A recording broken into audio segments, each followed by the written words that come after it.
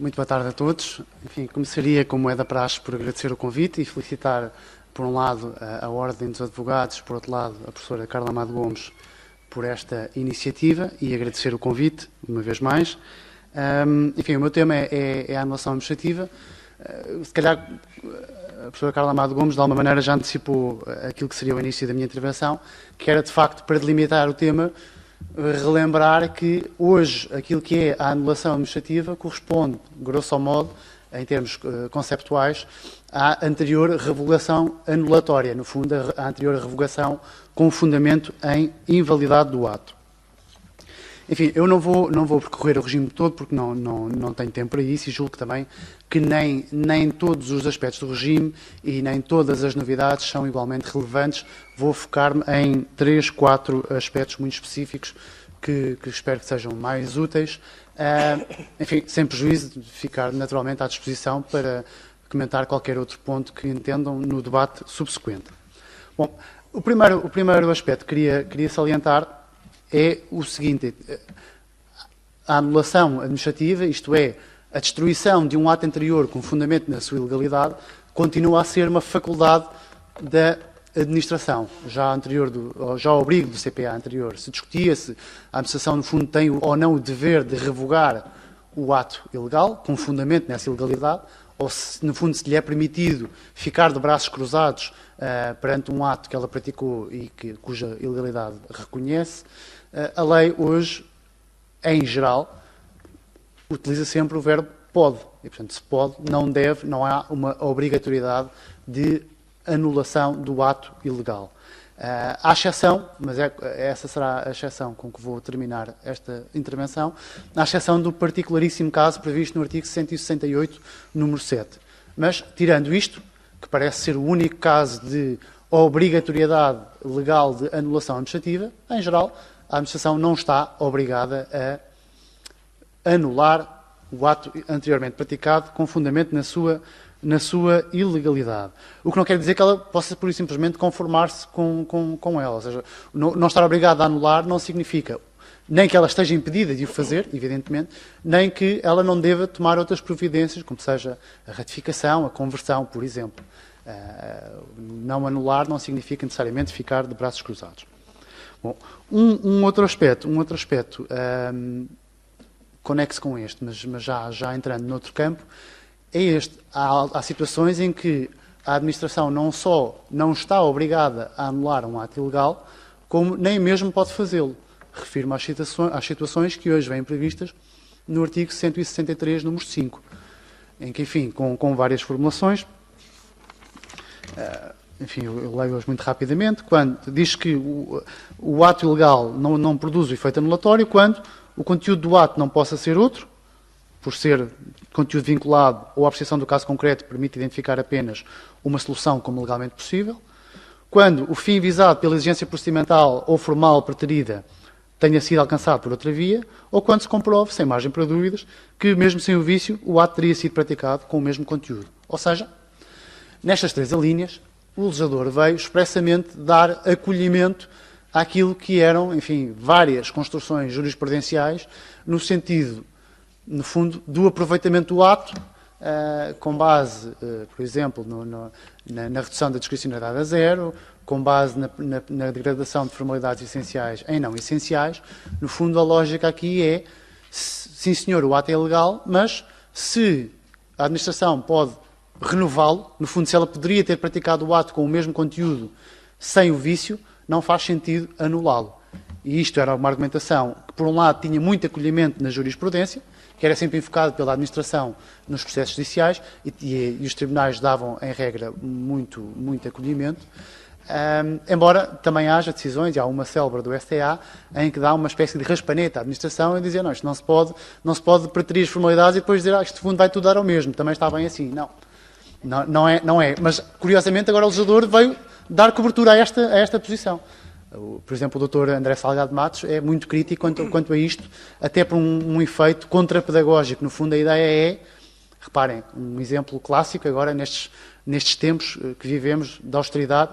Eu acho que ainda são de austeridade, mas pelo menos nestes tempos que vivemos ultimamente da austeridade, era muito simples dizer, por exemplo, Se não há dinheiro, não vale a pena, o particular pede uma bolsa. Se não há dinheiro para dar, não vale a pena estar a ouvi-lo, porque nada do que ele possa dizer em audiência prévia vai alterar este facto, que não há dinheiro. No fundo, citando até o antigo ministro Vítor Gaspar, qual das palavras é que não se percebe? Não há dinheiro.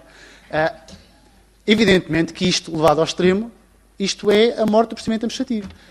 Porque o procedimento não é... tem, essencialmente, uma ratio de conduzir a uma boa decisão, uma decisão ponderada, mas é também um instrumento de participação dos cidadãos na formação da decisão que lhe diz respeito. No fundo, é uma lógica de, num Estado de Direito, os administrados são cidadãos e não meros súbditos.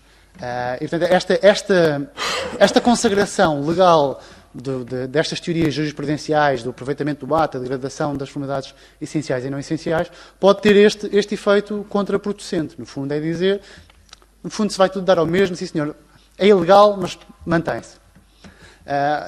Tenho algumas dúvidas quanto à conveniência da previsão legal expressa quanto a estas causas. E depois, a própria formulação da lei, neste caso específico, também é muito particular. Reparem que o Código, o número 5 do artigo 163, não diz que o ato deixa de ser anulável ou deixa de ser ilegal. Diz que não se produz o efeito anulatório. Isto parece querer dizer que o ato continua a ser ilegal, no fundo, tal como a sua não impugnação em tribunal pode consolidar o ato, pode possibilitar a sua consolidação e torná-lo inimpugnável, mas não o torna legal. Também a ocorrência de alguma destas causas do artigo 163, número 5, pode impedir a produção do efeito anulatório, isto é, impede a remoção do ato do ordenamento jurídico, mas não torna o ato legal. Aparentemente a administração está impedida de o anular, o tribunal também, mas ele permanece ilegal, diria eu, aparentemente até para efeitos de responsabilidade civil. Se estivermos perante uma ação de indenização, eu posso ir a tribunal, pedir uma indenização com base, não tenho de ir à responsabilidade pelos atos lícitos, porque o ato não é lícito, o ato é legal. Há um impedimento legal à sua anulação, mas o vício existe. Coisa diferente, mas isso já nos conduzia para outra discussão, é de saber se eu, mesmo tendo verificado o requisito de ilicitude, consigo demonstrar o resto dos pressupostos, neste caso, nomeadamente, quanto ao nexo de causalidade. Porque, no fundo, a ideia é, bem, se não tinha direito àquela prestação, se não tinha direito ao deferimento, sim senhor, não houve audiência prévia, qual é o dano disso? Este é um caso em que, na prática, pode haver muita dificuldade em fazer a prova do nexo de causalidade, embora, já agora, deixo também esta ressalva, isto não significa, pelo contrário, que não possa haver responsabilidade civil da administração pela prática de atos que padeçam de vícios meramente formais ou procedimentais. O Tribunal Constitucional, em 2007, até já se pronunciou neste sentido, dizer que seria inconstitucional dizer que, em todo e qualquer caso, a falta de fundamentação, por exemplo, como vício formal, é sempre insuscetível de gerar um direito indenizatório. O ponto é saber se, em concreto, estão verificados os pressupostos. Mas, em abstrato, não há nenhum impedimento dogmático a que se reconheça este direito indenizatório. Mas, enfim, para não me dispersar, no fundo queria deixar estas duas primeiras notas. Primeiro, ou se quiser, estas três primeiras notas. Primeiro, a anulação hoje corresponde à antiga revogação com fundamento em invalidade. Isto significa que quando eu destruo um ato anterior com outro fundamento que não se invalidado, não estou hoje perante a anulação, estaria perante a revogação. Hoje a revogação stricto sensu. Por outro lado, isto não significa que eu, a administração, tenha a obrigação ou sequer tenha a possibilidade de anular todos os atos administrativos ilegais, porque a lei permite, por um lado, não prevê este dever a não ser nos casos do artigo 168, número 7, e, por outro lado, há situações em que, de facto, a lei diz que não se produz o efeito anulatório. Uma nota paralela, enfim, isto é óbvio, mas já agora, só para recordar. Quando falo na distribuição de atos ilegais, estou a pressupor que estamos a cair no desvalor regra da anulabilidade, evidentemente, porque se o ato for ilegal porque é nulo, aqui estamos a falar de outra coisa, não da anulação administrativa. Okay? E isto é importante porque hoje a anulabilidade continua a ser o desvalor regra do nosso direito administrativo. Há quem conteste isto, por exemplo, o professor Paulo Otero entende que, numa lógica de subordinação da administração à legalidade, A consequência mais curial, mais automática de uma ilegalidade devia ser a nulidade, que é aquela que é mais gravosa para a administração, que no fundo penaliza quando a administração se desvia dos parâmetros a que está vinculado. E, portanto, que a nulabilidade, de alguma maneira, acaba por enfraquecer esta vinculação à legalidade. Enfim, isto é discutível, por exemplo, o professor Vieira de Andrade discorda, o professor Mário Almeida também, no fundo diz que a ideia é no direito civil faz sentido que a violação da lei seja combinada com a nulidade, porque estamos no âmbito da autonomia privada e quando se viola leis imperativas, essas leis imperativas estão lá por alguma razão muito específica, enquanto na administração ela está sempre vinculada ao princípio de legalidade, portanto, generalizar a nulidade como desvalor-regra podia ser contraproducente e podia ser gravoso para a segurança e estabilidade jurídicas. E, portanto, tudo o que estou a dizer, evidentemente, está pensado para os casos de destruição de atos ilegais anteriores, no pressuposto de que a ilegalidade que afeta esses atos gera a mera anulabilidade, como é a regra. Aliás, a nulidade hoje é cada vez mais a exceção, até por força, enfim, da taxatividade de causas de nulidade previstas no artigo 161 do CPA. Bom, dito isto, passava se calhar para o aspecto mais confuso do novo regime, que diz, e no fundo também para quem trabalha com direito administrativo na prática, dos mais úteis e dos mais complexos na aplicação, que tem a ver com os prazos. O CPA veio agora, no fundo, estabelecer uma multiplicidade de prazos e nem sempre é fácil compreender a sua articulação. Por um lado, há uma regra geral que perpassa do Código, que é uma extensão do prazo para a anulação administrativa. Isto significa que, automaticamente, a precariedade do ato aumenta. Isto é, o ato torna-se precário durante muito mais tempo. Pode já ter passado o tal prazo de 3 meses para o particular ir impugnar, mas se isso significa que o ato se consolidou da perspectiva do particular, no sentido em que ele não pode diretamente pô-lo em causa, e não pode, aliás, sequer requerer à administração que anule o ato, porque aí o artigo 168, número 5, salvo erro, diz que quando já passou o prazo para impugnação por via judicial, a anulação administrativa só pode ser por via oficiosa. Enfim, isto é uma regra que também parece ter uma outra razão, que é esta, que é, a lei diz que eu só posso requerer à administração a anulação de um ato anterior através de uma impugnação administrativa.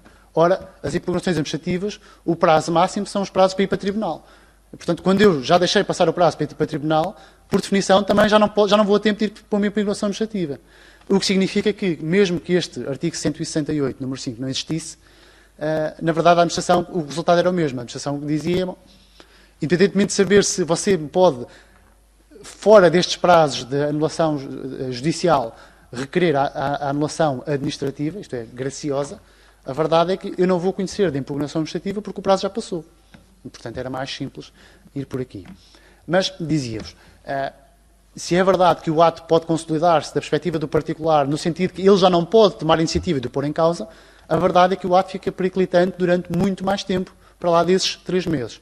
E aqui o Código, no fundo, trabalha numa lógica de regra, exceção e depois exceção à exceção. A regra é a de que os atos administrativos, em geral, podem ser impugnados até um prazo máximo de 5 anos desde a sua prática. Este é a baliza dentro da qual a administração deve mover-se, mas dentro de um subprazo de 6 meses, a partir do conhecimento do vício que gera a ilegalidade do ato. Isto significa que, se a administração pratica hoje um ato ilegal e amanhã se apercebe dessa ilegalidade, ela só tem 6 meses a partir de amanhã para anular o ato. Não pode ir até aos 5 anos. Do mesmo modo, se ao fim de 4 anos e 11 meses se apercebe da ilegalidade, ela tem 1 mês para anular. Não tem os 6 meses a contar do vício. Portanto, no fundo, é sempre a lógica de são 6 meses desde que ainda não tenha decorrido o prazo dos 5 anos ou, se quiserem encarar o problema da perspectiva inversa, é o máximo de 5 anos desde que o vício tenha sido conhecido há menos de 6 meses. No fundo, a ideia é a faculdade, que não a obrigação, a faculdade de anulação do ato extingue-se após expirado o primeiro destes prazos. Ou o prazo de 6 meses desde o conhecimento do vício, ou o prazo máximo de 5 anos desde a prática do ato, independentemente de saber quando é que o vício foi detectado. Esta é a regra geral. Depois, isto no 168, número 1. Para a anulação de atos constitutivos de direitos, o Código diz que há um prazo de 1 ano a partir da prática do ato.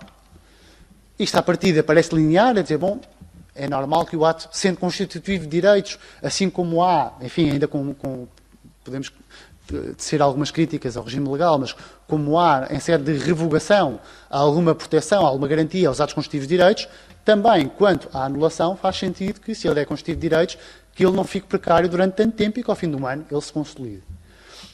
O problema que aqui se coloca é o de saber, porque a lei não esclarece, se, nestes casos dos atos constitutivos de direitos, se aplica também ou não o subprazo de 6 meses previsto no número 1.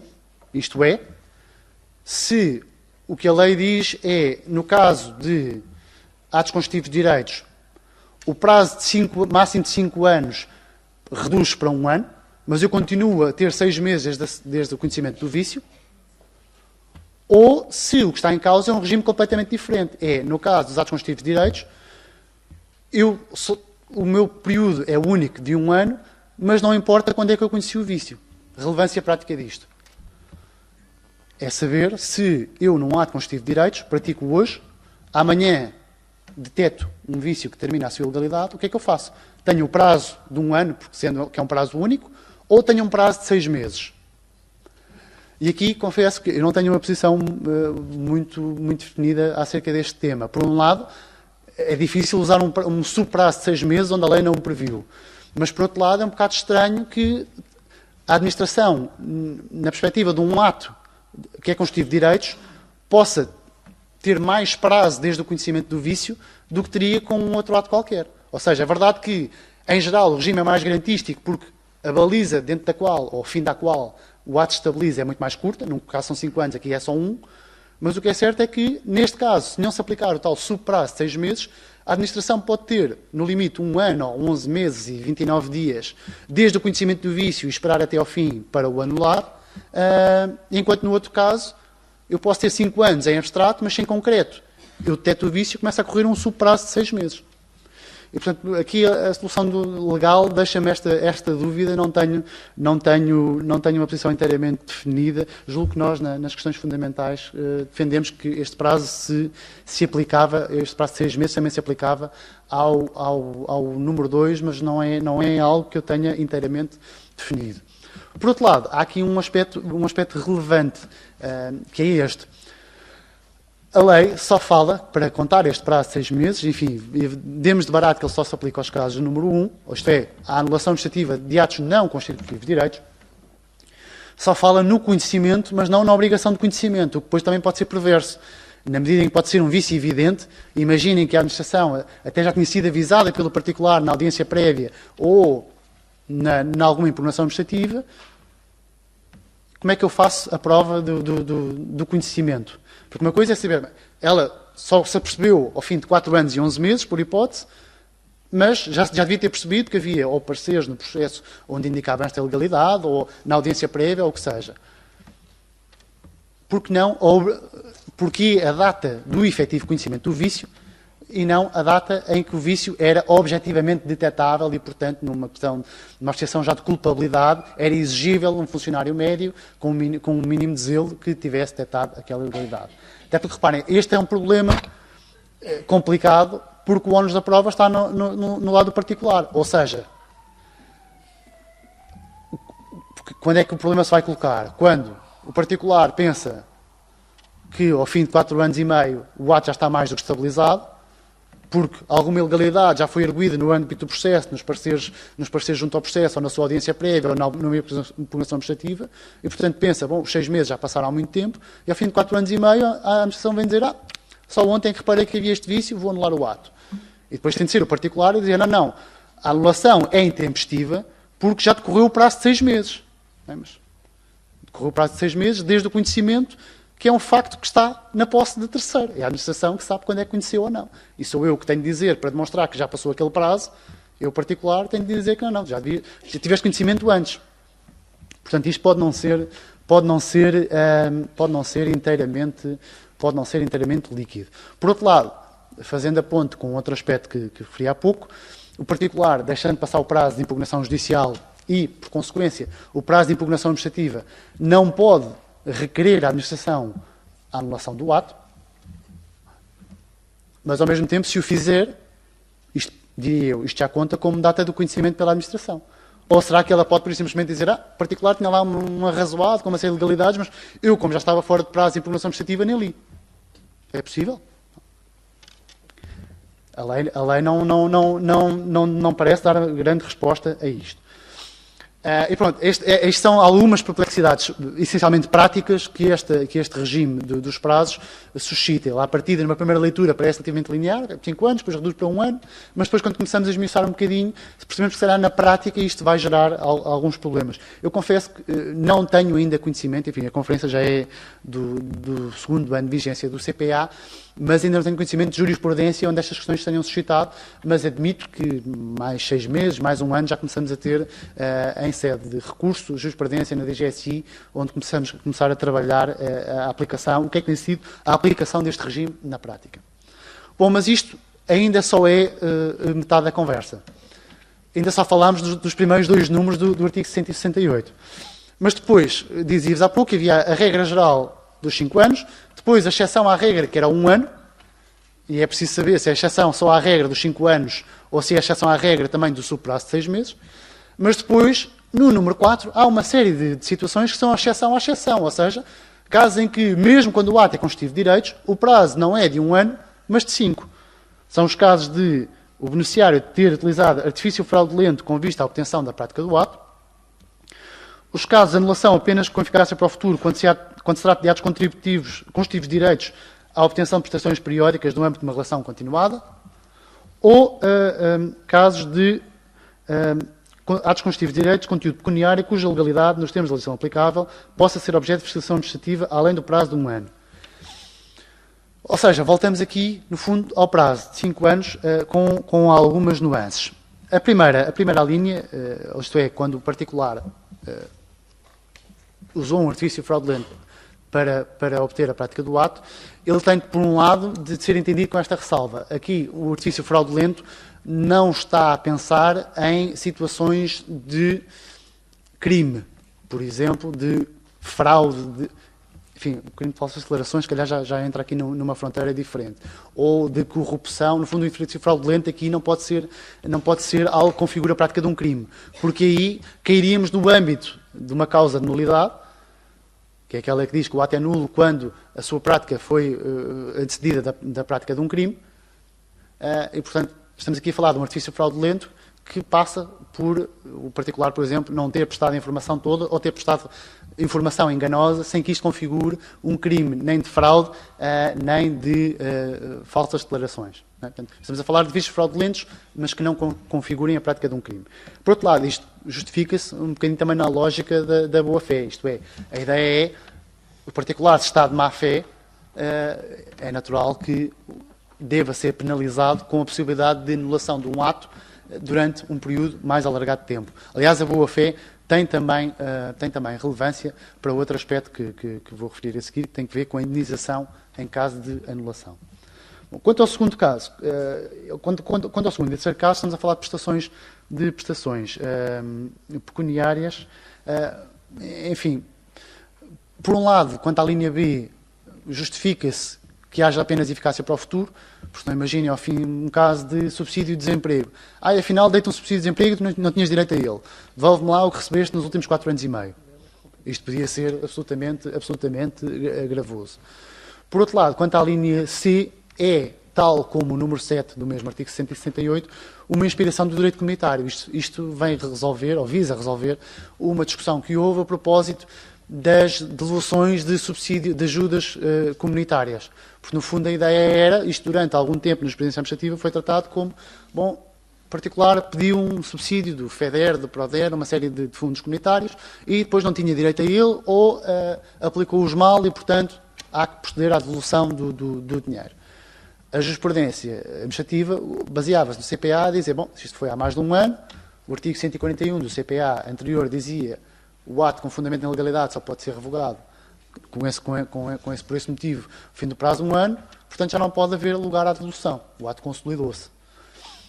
Claro que isto não passou nas instâncias comunitárias, enfim, depois passou-se por uma série de prazos, chegou-se ao prazo de 10 anos do Código de Sociedades Comerciais, que é a obrigação de manutenção de determinados documentos na contabilidade, chegou-se ao prazo de 20 anos, que é o prazo geral de prescrição, e acabou por se chegar, enfim, depois de uma evolução jurisprudencial oscilante, acabou-se por se fixar num prazo de 4 ou 5 anos, consoante as situações. Este prazo de 5 anos que agora está aqui acaba por dar acolhimento a essa jurisprudência comunitária, à evolução mais recente, e acaba por ser também a generalização de um prazo que já existia no regime da administração financeira do Estado, que era o Decreto-Lei 155/92, que já previa este prazo de 5 anos. E, portanto, de alguma maneira, isto não é inteiramente inovador. O que é inovador é vê-lo com esta formulação num diploma de âmbito geral, como é o CPA. E, portanto, já temos aqui, por um lado, a regra 5 anos, com o subprazo de 6 meses, exceção à regra, atos constitutivos de direitos, só 1 ano, ponto de interrogação quanto ao subprazo de 6 meses, e depois, exceção à exceção, as várias situações em que um ato, mesmo sendo constitutivo de direitos, pode ser anulado no prazo de 5 anos. Paralelamente a isto, ainda há uma outra questão, que é que é a anulação administrativa nos casos em que o ato foi impugnado jurisdicionalmente. Porque o CPA de 91 dizia, bom, eu aqui só posso ir até ao prazo máximo da impugnação, que era o prazo de 1 ano do Ministério Público, ou até à apresentação da contestação, e agora diz que, não, estando a ação pendente, é até ao final da discussão em primeira instância. No fundo, a lógica é a de que, humanamente, a administração, quando é citada para contestar uma ação, a tendência é, a não ser que perceba logo ali que cometeu um erro grave, a tendência é defender o ato praticado, mas, enfim, às vezes, só nas alegações de direito, ou com a evolução jurisprudencial subsequente, quando a ação está pendente, ou em algum parecer que seja junto pelas partes, é que, de facto, se entende que o ato é ilegal e, portanto, não vale a pena continuar naquela batalha e anula-se o ato na pendência do processo. Não faz sentido dizer que só porque eu já apresentei a contestação, se só depois me convence que o ato é ilegal, agora tenho de esperar que o juiz me anule e me condene à prática de um novo ato, quando eu próprio já me convenci. Portanto, aqui é a ideia de não fazer sentido prosseguir um litígio, quando, na verdade, as partes já estão de acordo quanto à legalidade que determinou a propositura da ação. A questão é saber, esta questão, por um lado, esta alteração é positiva, claramente, não tenho dúvidas quanto a isto. A questão é de saber, bom, isto parece então que afasta todos os prazos, seja de 1 ano, seja de 5 anos. Se a ação estiver pendente há 10 anos, como infelizmente às vezes acontece. Embora não ao abrigo deste regime do CPA, mas vamos ver se lá chegaremos daqui a 8 anos. Se ainda vamos dizer, bom, já houve ações tentadas logo a seguir ao CPA, que já aplicaram o novo CPA e que são pendentes há 10 anos. O que é que acontece? Bom, aparentemente, o ato já foi posto em causa pelo Tribunal e o prazo de 5 anos é um bocadinho inócuo. O ato, aqui a ideia subjacente à estabilização do ato ao fim de 5 anos está um bocadinho defraudada desde o início, porque se há um processo pendente, ele pode ser anulado a qualquer tempo. Portanto, aqui parece-me que há, se quiserem, uma exceção às várias exceções, ou à regra geral de haver um prazo para a anulação. Pronto, e isto enfim, não quero também roubar-vos muito mais tempo, só dar mais 3 notas quanto a isto. Primeiro, quanto à boa-fé e ao conhecimento dos vícios. Para dizer que isto tem relevância a 2 níveis. Por um lado, agora, fazendo a ponte com o contencioso, o novo artigo 58 do CPTA também tem uma alteração interessante face ao regime anterior, onde se diz que a impugnação é admitida, além do prazo dos 3 meses em geral, no prazo de 3 meses, contado da data da cessação do erro, quando se demonstre, com respeito pelo contraditório, que, no caso concreto, a tempestiva apresentação da petição não era exigível a um cidadão normalmente diligente em virtude de a conduta da administração ter induzido o interessado em erro. Estou a ler a linha B do novo artigo 58, número 3 do CPTA. Isto significa que, de alguma maneira, o legislador do CPTA, que aliás foi o mesmo do CPA, refletiu na parte contenciosa, de alguma maneira, esta relevância do momento da cessação do vício, quando o vício é um erro, para a contagem do prazo. Isto é, assim como o ato pode ser anulável, mas o meu prazo só começa a contar, ou, enfim, o subprazo só começa a contar quando eu me apercebo do vício, no caso do particular, quando há um erro, o prazo de 3 meses que ele tem só começa a contar também desde a data da cessação do erro. E, portanto, aqui, de alguma maneira, há um reflexo na parte do particular quanto ao regime que está previsto para a administração no CPA. Mas atenção que não é um reflexo perfeito, simétrico, nesta perspectiva. O erro que está em causa, no artigo 168 do CPA é o erro quanto ao erro na formação da vontade ou o erro no sentido de desconhecimento do vício, e quando eu o conheço, começa a contar o meu prazo. O erro de que se fala no CPTA não parece ser uma questão de desconhecimento desculpável do vício. Por exemplo, se o ato era anulável, mas eu não fui notificado, ou não havia elementos suficientes para que eu me apercebesse, só mais tarde, se calhar numa comissão parlamentar de inquérito, é que eu percebi que houve ali outros problemas na prática do ato que não tinha tido possibilidade de conhecer. O erro para que está pensado o artigo 58, número 3, a linha B do CPTA, parece ser o erro na lógica não da inexistência de ilegalidades do ato, mas na desnecessidade de ir para tribunal. Isto é, parece estar mais pensado para os casos em que a administração diga realmente tem razão, não se preocupe, nós vamos tratar disto, não se preocupe, não vá agora para o advogado, não vá gastar dinheiro, não há preciso haver litígios, nós vamos tratar disto. E vão protelando, e depois passam um prazo de 3 meses e no fundo depois a dizer, agora já se consolidou, agora já nem o superior nos deixa anular o ato, porque agora já se consolidou. Parece ser este tipo de erro, isto é, o erro quanto à desnecessidade de ir para tribunal reagir quanto ao ato, porque tudo se vai resolver a bem, e não o erro na perspectiva de havia já um vício desde a prática da notificação do ato, mas eu só tinha condições para me aperceber da existência desse vício mais tarde. Okay? Não é uma questão de vício oculto, é uma questão de erro na perspectiva de desnecessidade de ir para tribunal. Este é um primeiro reflexo da boa-fé. Um segundo reflexo, e retomando agora ao CPA, tem que ver com a indemnização, onde se diz que, no número 6 do artigo 168, caso a anulação administrativa de dados constitutivos de direitos, só confere o direito à indemnização para os beneficiários que desconhecessem sem culpa a existência da invalidade e tenham oferido, tirado partido ou feito uso da posição de vantagem que o ato os colocava. Ou seja, temos aqui, se quiserem, 2 requisitos cumulativos. Por um lado, é o desconhecimento sem culpa, o que significa que nos casos em que o vício era evidente, o particular não tem esta proteção indemnizatória. Isto parece-me perfeitamente razoável quando o vício é o próprio particular que dá aso a ele, porque ele, por exemplo, apresentou elementos errados à administração e só por isso é que conseguiu ter um ato constitutivo de direitos. Coisa diferente é saber quando foi o próprio particular que alertou para o vício, por exemplo, um vício formal, a dizer, olha, eu agradeço muito para ti quem é Estado Constitutivo de Direitos, mas há aqui um vício que torna o ato precário, qualquer interessado pode vir a pôr isto em causa, portanto, faz favor, renovem o ato, mas sem este vício. Já agora, já que eu tenho direito, deem-me um ato válido que me conceda a pretensão. E a administração não faz nada e depois, mais tarde, vem dizer, realmente nós devíamos ter feito isto. Enfim, mas embora aqui depois se possa discutir se o ato seria renovável ou não, mas enfim, este é um primeiro caso, é o desconhecimento sem culpa do vício, em homenagem ao princípio da boa-fé. E por outro lado, é o aproveitamento do ato, não na perspectiva que há pouco falava no 163, número 5, isto é o aproveitamento das vantagens do ato pelo próprio particular. Isto é, enfim, vou dar um exemplo impróprio, até porque, enfim, o campo do direito do urbanismo é muito específico, mas imaginem um caso de uma licença de construção e esquecendo agora que o desvalor regra da ilegalidade no direito do urbanismo é a nulidade. A ideia é, eu se tivesse um ato, um título urbanístico inválido e que ficasse sem ele por causa dessa invalidade, eu só teria direito à indemnização, por exemplo, se já tivesse começado a construir ou se pelo menos já tivesse celebrado o contrato com o empreiteiro para começar em obra. Se tenho lá aquilo e ainda não fiz nada, como ainda não comecei a usufruir das vantagens que o ato me dava, não tenho propriamente danos que sejam indenizáveis. No fundo, a lógica da lei parece ser esta. Não basta que o ato que eu efetivamente tenha sido investido em abstrato num direito, é preciso que eu, na prática, já o tenha começado a exercer ou tenha, pelo menos, tomado diligências no sentido de beneficiar das faculdades que o ato me atribui.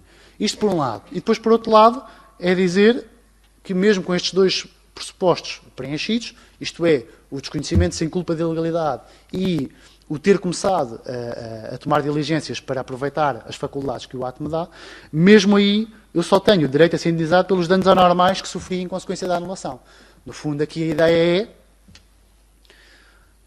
se o ato era ilegal, o ato posterior que o anula ao primeiro é um ato legal. Repõe a legalidade.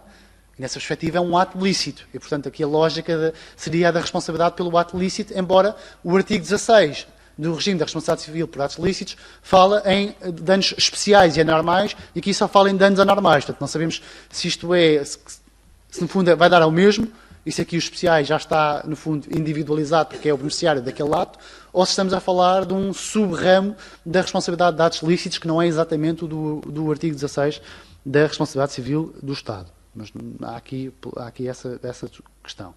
Enfim, e para terminar, deixava só esta nota para aquele que parece ser o único caso de obrigação de anulação administrativa, que é o do número 7, onde se diz que, desde que ainda o possa fazer, a administração tem o dever de anular o ato administrativo que tenha sido julgado válido por sentença transitada em julgado, proferida por um tribunal administrativo com base na interpretação de direito da União Europeia, invocando para o efeito nova interpretação desse direito em sentença posterior transitada em julgado, proferida por um tribunal administrativo que, julgando em última instância, tenha dado execução a uma sentença de um tribunal da União Europeia vinculativa para o Estado português. Eu pratiquei isto em casa para conseguir ler de um só fôlego, porque de facto esta norma, além de, enfim, redigida de uma forma um bocadinho esdrúxula, eu não devia dizer isto, não era? Pois. Tem, enfim, não é só a forma como está redigida e o facto de ser extensa, é o facto de ser complexa, e depois, quando começamos a esmiuçar, percebemos que o regime que aqui está, isto é, enfim, não é exatamente uma bomba atómica, mas é qualquer coisa. Reparem, isto é o retrocesso máximo na estabilidade dos atos administrativos, e nós estamos a falar de casos de nulidade. Estamos a falar de a obrigação, não é uma mera faculdade, da administração anular um ato, não porque ele seja ilegal desde o início, não porque se tornou supervenientemente ilegal, mas porque houve uma alteração do entendimento jurisprudencial relativamente ao regime aplicável àquele ato. A alteração é essa. Noutro processo em que o beneficiário deste ato não foi parte, e portanto não pôde ser ouvido, e isto determina a anulação do ato, mesmo quando ele já foi julgado válido por sentença transitada em julgado. Ou seja, reparem, vai-se mais longe até do que aquilo que acontece quando o ato é praticado com base numa lei que é declarada inconstitucional com força obrigatória geral. Porque mesmo aí, nos termos da Constituição, a Constituição ressalva os casos julgados. Aqui, aparentemente, não. Faz tábua rasa. Portanto, isto é qualquer coisa de extraordinário, enfim, que tem uma razão histórica específica, isto tem a ver com uma situação que aconteceu no direito comunitário, e que está aqui, agora consagrada, não sei se será muito frequente ou não, tenho dúvidas de facto sobre a constitucionalidade desta disposição, mas não deixa de ser de facto extraordinário, em que a única obrigação expressa de anulação de um ato administrativo é logo aquela em que, por um lado, se vai mais longe do que aquilo que acontece quando a própria Constituição, quando a própria norma é declarada inconstitucional. Portanto, se a norma é declarada inconstitucional pelo Tribunal Constitucional, o caso julgado permanece. Se há uma alteração no entendimento do direito comunitário, o caso julgado é dele feito tábua rasa. Numa situação em que também não se diz se aqui há ou não direito à indenização, e em que isto é uma alteração jurisprudencial, nem sequer é uma alteração legislativa. Reparem, se fosse uma alteração legislativa, até se podia discutir se isto seria retroativo, e se sendo retroativo, se isso seria inconstitucional. Mas não há alteração legislativa, há uma alteração do entendimento noutro processo em que não foi ouvido e em que não há estabilização do ato. Enfim, este é um caso paradigmático, é um case study, já tem sido, aliás, trabalhado por outros autores e muito melhor do que eu agora aqui o poderia fazer. Mas pronto, queria só terminar com esta nota e, não vos tomando mais tempo nem paciência, muito obrigado.